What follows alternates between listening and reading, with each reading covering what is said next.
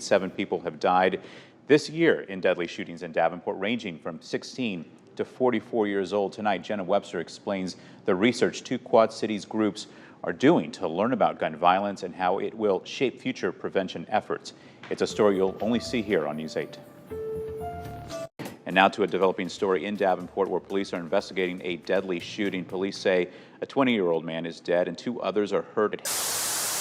Davenport police are investigating a deadly shooting that took the life of a 16-year-old girl. And tonight, Davenport police say they've arrested a 16-year-old after Monday's shooting at North Park Mall. It's headlines like these.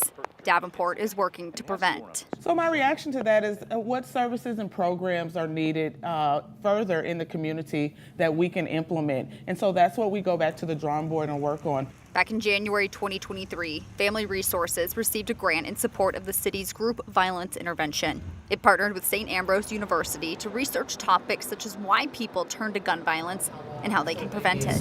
We see like trends of maybe it didn't start with just this generation. Tila Shore and Melissa Scher are working on it together, surveying people who are part of the group violence initiative, including those who have been convicted or previously incarcerated. We asked individuals who were custom notified of what they can do to prevent violence. And so that preliminary data is emerging now. So that's kind of our next step, to go a little bit deeper, and not just the individual, but his or her family and community members. So go to understand the problem a little better. Scher says it's the first time gun violence research like this has been available. It was prevented for many years based on some laws. And these are voices that we haven't heard from yet and themes that we haven't uncovered. For example, many people have long histories of their knowledge and awareness of guns.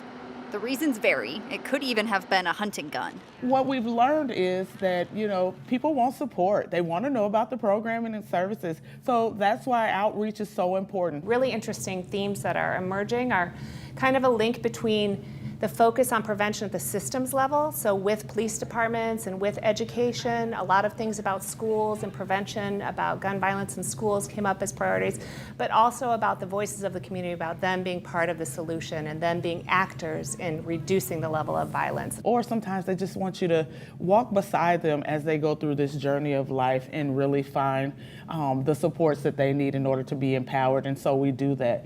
So if that's employment, if we gotta walk on the streets up and down Brady to help you find a job, and I'm just giving that as an example, we will absolutely do that in order for you to be successful. It's all just a start, shaping plans to build a safer community.